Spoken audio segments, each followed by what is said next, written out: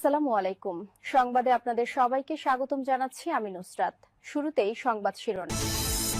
বাংলাদেশের সর্বশেষ গুরুত্বপূর্ণ আপডেট সংবাদে আপনাকে স্বাগত। শুরুতেই সংবাদ শিরোনাম, পরে বিস্তারিত। প্রথমেই জানাবো আমাদের হাতে থাকা সর্বশেষ গুরুত্বপূর্ণ সবথেকে তাজা আপডেট সংবাদ। বিএনপির নির্বাচনী প্রচার চলাকালে দুর্বৃত্তদের গুলিতে শিশুসহ আহত 6। কক্সবাজারের টেকনাফে বিএনপির নির্বাচনী প্রচার চলাকালে দুর্বৃত্তদের ছোড়া গুলিতে 3 শিশুসহ 6 জন গুলিবিদ্ধ হয়েছে। আজ হিলা ইউনিয়নের লেদা আলীখালী রোহিঙ্গা ক্যাম্প সংলগ্ন সড়কে এই ঘটনা ঘটে। এই ঘটনায় পরিস্থিতি থমথমে অবস্থায় বিরাজ করছে। এরপর জানাবো দুর্নীতিমুক্ত মানবিক ইসলামী সুশাসনের নতুন বাংলাদেশ গড়ার অঙ্গীকার মামুনুল হকের। একটি ন্যায় ও ইনসাফ ভিত্তিক দুর্নীতিমুক্ত মানবাধিকার ইসলামী সুশাসনের নতুন বাংলাদেশ গড়ার অঙ্গীকার আসন্ন ত্রয়োদশ জাতীয় সংসদ নির্বাচনের ইশতেহার ঘোষণা করেছে 11 দলীয় ঐক্যের শরিক বাংলাদেশ খেলাফতে মজলিস। এদিকে পে স্কেল বাস্তবায়নের দাবিতে যমুনামুখী আন্দোলনকারীরা পুলিশের টিয়ার গ্যাস সাউন্ড গ্রেনেড নিক্ষেপ। নবম পে স্কেল বাস্তবায়নের দাবিতে প্রধান উপদেষ্টার বাসভবন যমুনা অভিমুখে আন্দোলনকারীরা পুলিশের বাধার মুখে পড়েছে। আজ রাজধানীর সভাগে জড়ো হন আন্দোলনকারীরা। প্রধান উপদেষ্টার বাসভবন যমুনার দিকে যেতে চাইলে পুলিশ তাদের বাধা দেয়। এ অবস্থায় দফায় দফায় পুলিশের সঙ্গে তাদের সংঘর্ষের ঘটনা ঘটেছে। সংঘর্ষ চলাকালে সবাই অন্তর্বর্তীকালীন সরকারের প্রধান উপদেষ্টার বিরুদ্ধে বিভিন্ন স্লোগান দিচ্ছেন। এরপর পুলিশের সদস্যরা সেখানে এসে টিয়ার গ্যাস নিক্ষেপ করেছে এবং জলকামান নিক্ষেপ করে আন্দোলনকারীদের ছত্রভঙ্গ করে দেওয়ার চেষ্টা করে।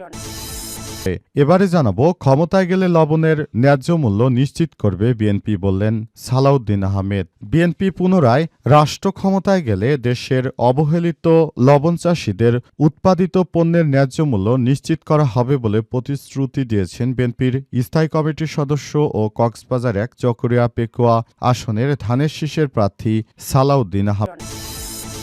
এবং সর্বশেষ জানাবো জীবন বিসর্জন দিল মা বোনদের ইজ্জত ক্ষুণ্ণ হতে দেব না, বললেন জামাতের আমির। বাংলাদেশ জামাত ইসলামের আমির ডক্টর শফিকুর রহমান বলেছেন, আমরা ক্ষমতায় গেলে বাংলাদেশ নিয়ে কেউ যেন অরাজক পরিস্থিতি তৈরি করতে না পারে সেই ব্যাপারটি আমরা খুবই গুরুত্ব সহকারে দেখছি। প্রিয় দর্শক, এতক্ষণ শুনছিলেন সংবাদ শিরোনাম, এবারে বিস্তারিত।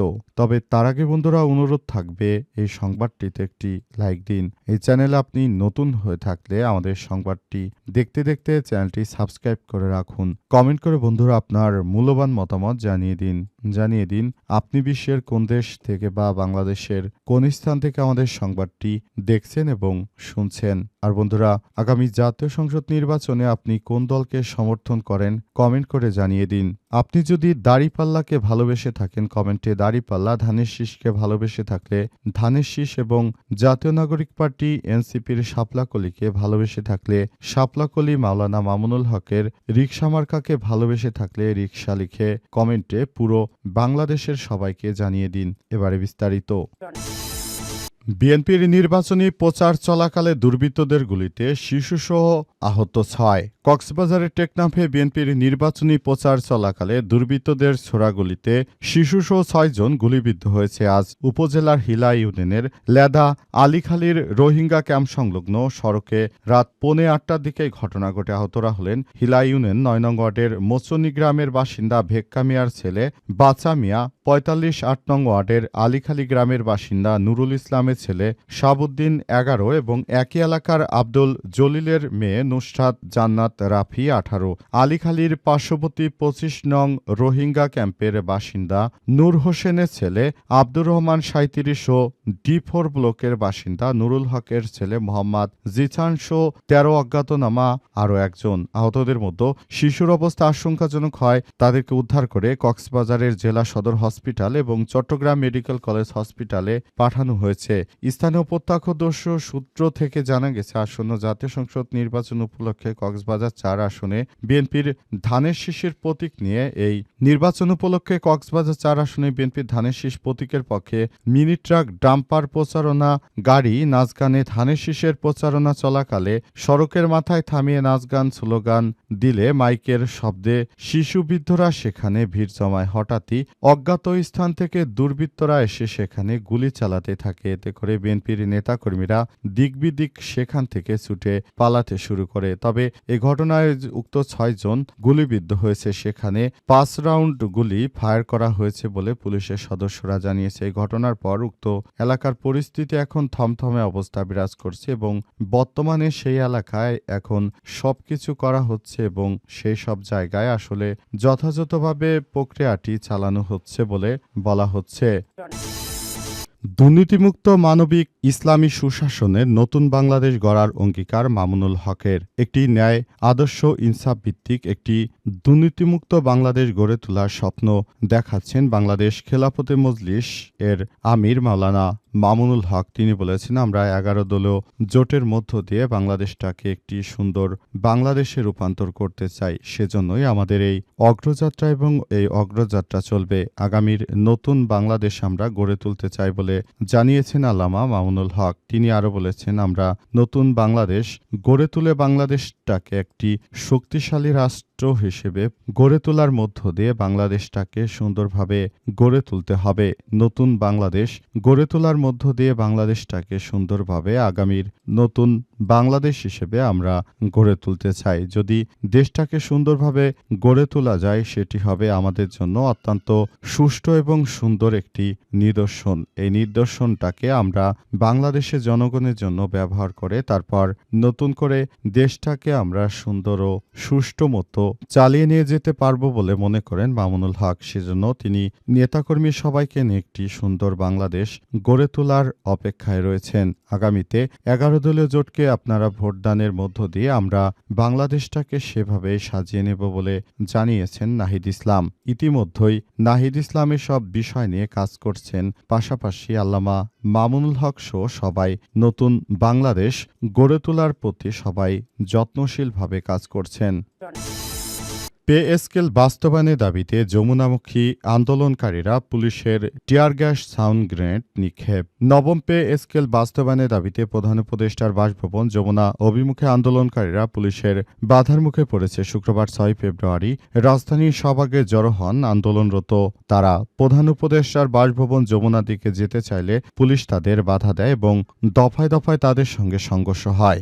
এক পর্যায়ে পুলিশের সদস্যরা জলকামান ও সাউন্ড গ্রেনেড ছড়ে পুলিশের বাধা উপেক্ষা করে আন্দোলনরত ব্যক্তিরা প্রধান উপদেষ্টার বাসভবন যমুনা অভিমুখের দিকে এগিয়ে যায়। এদিকে বেলা ১১টার দিকে তারা সেখানে কিছুক্ষণ অবস্থান করেন। পুলিশ এ সময় জলকামান, কাঁদানি গ্যাস ও সাউন্ড গ্রেনেড ছুড়ে তাদেরকে সেখান থেকে ছড়িয়ে দেয়। এদিকে দুপুর 12:30টার দিকে হোটেল ইন্টারকন্টিনেন্টাল মোড়ে অবস্থান নিয়েছে আন্দোলনকারীরা। এমনকি আন্দোলনকারীদের কয়েকজন পুলিশকে ভুয়া ভুয়া বলে বিভিন্ন স্লোগান দিচ্ছে। তারা পুলিশের উপর চড়াও হয়েছে এবং তারা পুলিশ সদস্যদেরকে বেইজ্জত করার চেষ্টা করছে। কিন্তু এই ব্যক্তিদেরকে পুলিশের সদস্যরা সর্বোচ্চ সক্রিয় অবস্থায় থেকে পুলিশের সদস্যদের পক্ষ থেকে তাদেরকে সেখান থেকে সরিয়ে দেওয়ার চেষ্টা করা হচ্ছে এবং এজন্য সেখানে অতিরিক্ত ১১ প্লাটুন বিজিবি সদস্যদেরকেও মোতায়েন করা হয়েছে, যাতে করে সেখানে কেউ কোনো ধরনের বিশৃঙ্খল পরিস্থিতি তৈরি করতে না পারে এমন প্রচেষ্টা করা হচ্ছে। মনে করা হচ্ছে যে আগামী জাতীয় সংসদ নির্বাচনকে ঘোলাটে করতে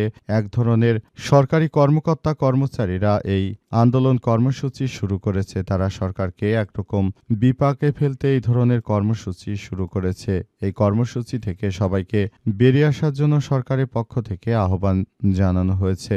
সরকারের পক্ষ থেকে আরো বলা হচ্ছে যে সবাই যেন এই বিষয়গুলোকে খুবই দূরত্ব সহকারে দেখে এবং সবাই যেন বিষয়গুলোকে স্পষ্টভাবে দেখে। কেউ যেন এই বিষয়টি নিয়ে কোনো ধরনের উস্কানিমূলক কর্মকাণ্ড করতে না পারে কিংবা ব্যক্তি স্বার্থ কেউ এগুলো ব্যবহার করতে না পারে, সেসব বিষয়গুলোকে সবাইকে দেখভাল করার জন্য বলা হচ্ছে এবং সবাইকে এই বিষয়গুলো অত্যন্ত গুরুত্বের সঙ্গে দেখতে বলা হচ্ছে।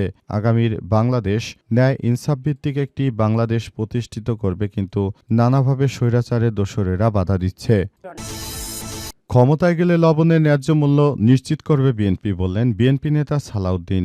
আগামী জাতীয় সংসদ নির্বাচনে বিএনপি যদি ক্ষমতায় যেতে পারে তাহলে দেশের জনগণের জন্য সবকিছু সুপরিকল্পনা করা হচ্ছে এবং সবকিছু সুপরিকল্পিতভাবে করা হবে বলে জানিয়েছেন বিএনপি নেতা সালাউদ্দিন। তিনি আরও জানিয়েছেন যে আমরা যদি ক্ষমতায় যেতে পারি সেটি বাংলাদেশের মানুষের জন্য আমরা ভালো কিছু করব এবং সেই প্রত্যাশা করছেন তিনি আরও জানিয়েছেন যে এখন যে ধরনের কার্যক্রমগুলো চলছে মূলত এগুলো বিএনপির নামে অনেকেই অপপ্রচার ও মিথ্যা হামলা মামলা দিয়ে বিএনপিকে দমিয়ে রাখার চেষ্টা করছে, কিন্তু আগামীর জাতীয় সংসদ নির্বাচনে বিএনপি যদি ক্ষমতায় যেতে পারে আর কোনো ধরনের অপপ্রচারে কাজ হবে না। বিএনপি সবকিছু করে ফেলবে। বিএনপি কাউকেই ভয় পায় না। আগামীর বাংলাদেশে বিএনপিকে কেউ রুখে দিতে পারবে না। বিএনপির নেতাকর্মীরা এখনও সে পর্যায়ে রয়েছে যে পর্যায়ে এতদিন ধরে তারা কার্যক্রম চালিয়ে যাওয়ার চেষ্টা করেছে।